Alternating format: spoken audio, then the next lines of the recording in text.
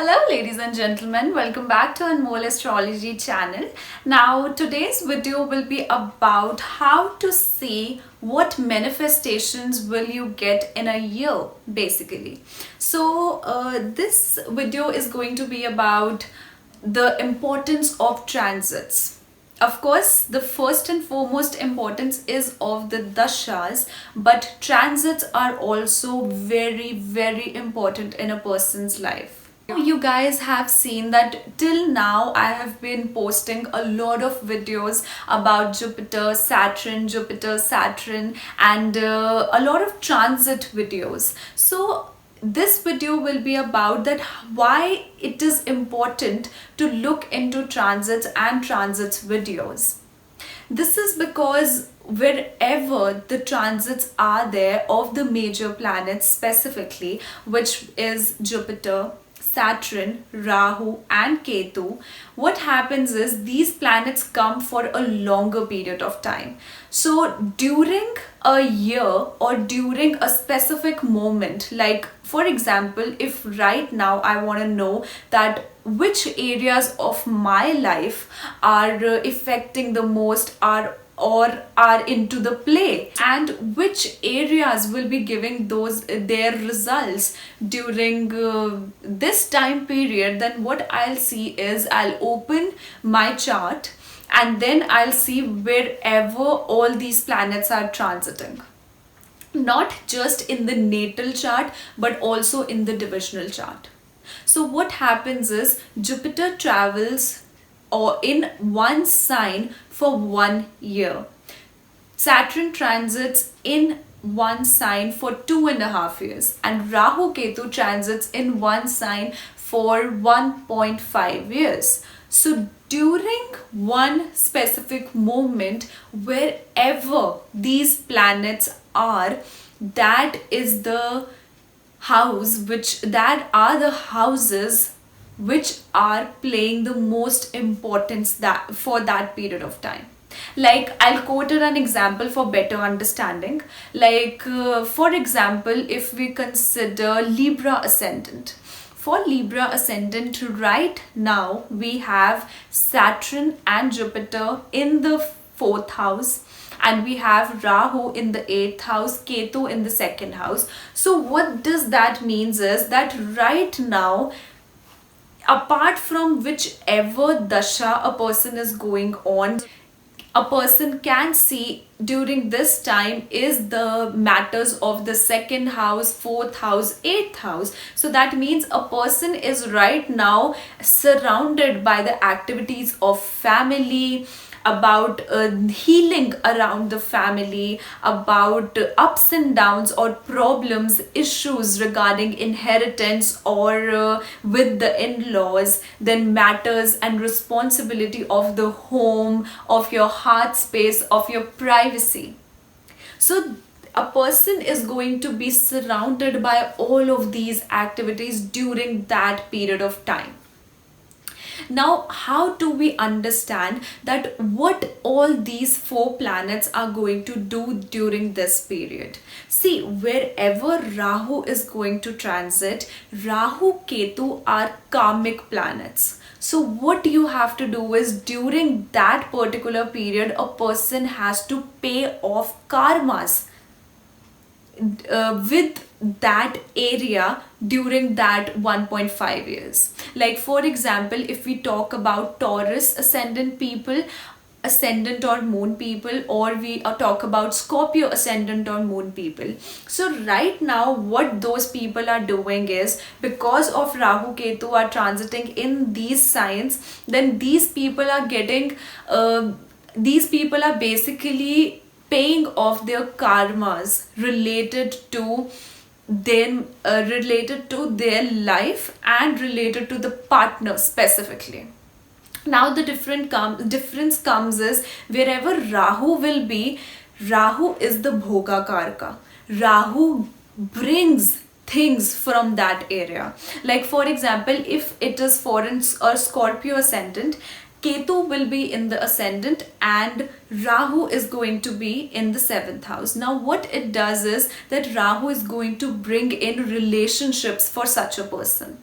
A person will have relationship and issues in the relationship. So for this period, a person is actually going through major transformation when it comes to their own self and their personality and their body and the other person, how they interact with the other person and general and other people in general as well. This time Scorpio people will come in contact with the manipulative who have the hunger for knowledge, who will do this or that shenanigans, or who may also be indulged into a lot of enjoyment, pleasure activities, because of which they will get sacrificed, they will sacrifice themselves and they will get hurt. So that is how Rahu acts wherever it comes. Like for example, if Rahu, for Leo ascendant people, Rahu is in the 10th house. So that means that at the workspace, a person will get promoted, a person will get a job, but there will be complications regarding to it. A person is right now giving that bhog or giving that karmic or going through that karmic situations in regard of their home life and their career life. Because of Ketu in the 4th house for Leo ascendant people, that means now their home life and their heart is getting healed right now. So wherever Rahu comes, there comes the bhog. It will bring in opportunities but with complications and challenges. And wherever Ketu is there, Ketu is going to bring resentment. It is going to bring the sacrifices. It is going to bring past life realizations. You are going to realize a lot of stuff regarding that matter wherever Ketu is transiting. Like for example, if you are Taurus ascendant, then if you have Ketu in the 7th house, you are going to realize a lot of things about your past relationships, about your past interactions with people. And wherever Ketu goes, there comes the healing. Ketu is a planet of healing, and it may detach you from that area, but only in order to get you healed. So that's what Rahu Ketu does. And when we talk about Jupiter and Saturn both are in a way gurus. Jupiter is actual guru and Saturn is a planet of karma. So it teaches you what should be done, what is karma. It teaches you according to your actions, according to your karma. So both are in a way the cranky teachers who are going to give you some lessons, who come here to give you some lessons. So wherever Jupiter is going to transit, Jupiter will bring the responsibility for that area. Suppose Jupiter is in Sagittarius, and if you are Sagittarius ascendant, that means you are getting very much supported, but you are feeling responsible for everything.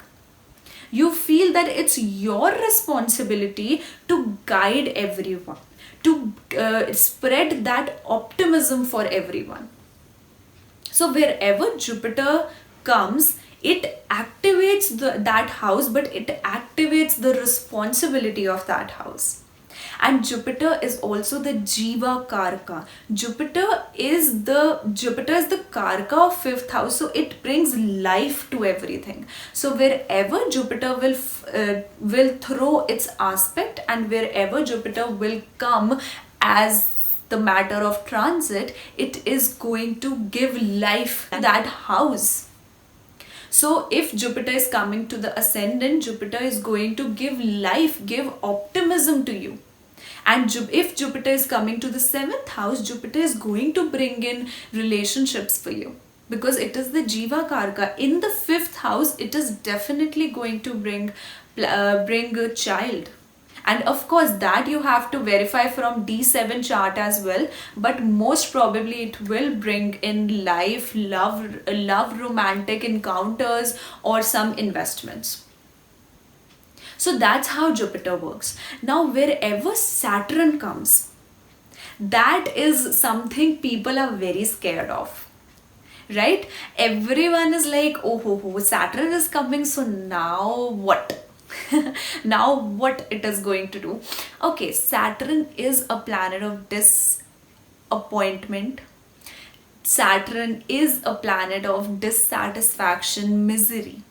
So Saturn does bring misery, but Saturn is a planet whose results can be actually manipulated by us. We can manipulate the results of Saturn.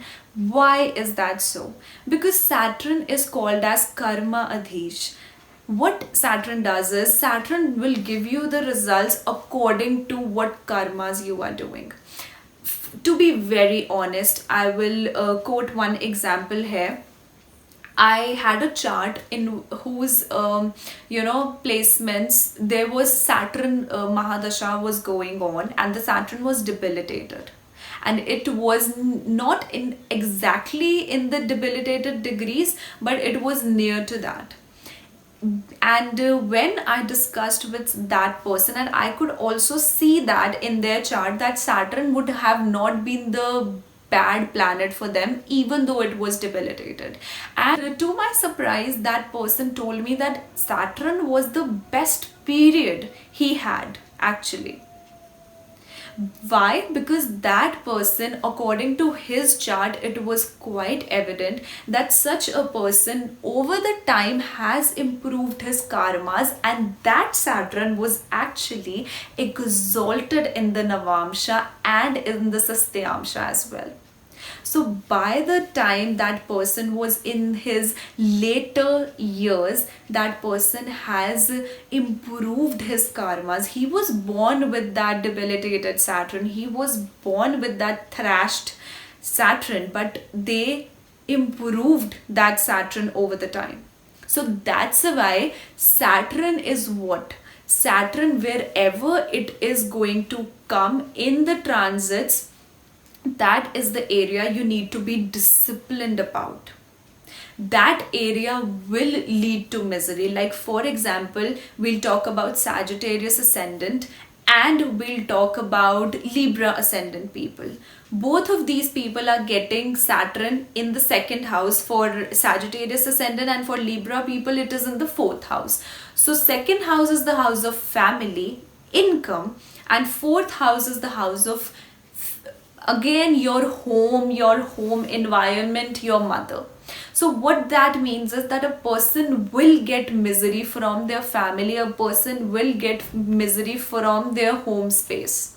They are going to guard themselves basically in regards of their emotions and in regards of what they speak, how they speak. So they will get that misery, they will get that disappointment and judgment through these areas. But what one can do is we can be very disciplined towards that area. I have seen many a times it is said that whenever Saturn is transiting to your second house, you may not get a lot of money and you will become very stingy. But what happens is if you are very organized with your diet, with what you eat, with how you are managing your finances, then of course this Saturn is going to give you good amount of money in those 2.5 years. It may not be instant, but it is going to be there somehow in those years only. So that's why wherever Saturn comes in, again the pressure, the responsibility, the misery, the disappointment comes there. But that is to be overcome through discipline, through management, through organization.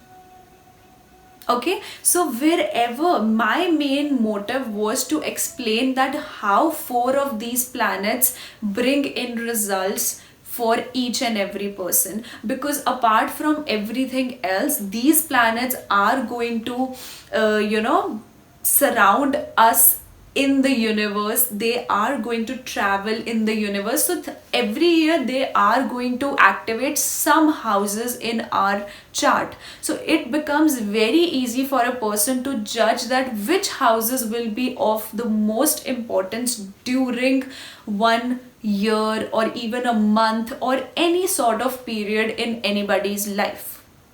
So I think this was helpful, and it has made a lot of things clear, and that's why you'll understand why astrologers keep on posting about the transit videos, why transits are very important. Okay guys, so this was my analysis. So guys, if you are new to my channel, don't forget to subscribe, like, share and comment. And if you guys would like to have your personal readings from me, you can check out the link below, www.anmolastrology.com, and under the consultations section you can book a personal reading for yourself. Okay, till then, bye bye, take care.